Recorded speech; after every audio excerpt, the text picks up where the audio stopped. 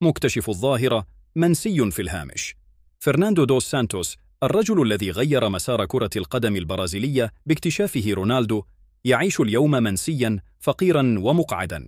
في التسعينات كان فرناندو دوس سانتوس أحد أبرز الكشافين في البرازيل، وهو أول من اكتشف موهبة الفتى النحيل رونالدو نازاريو عندما كان بعمر 13 عاماً.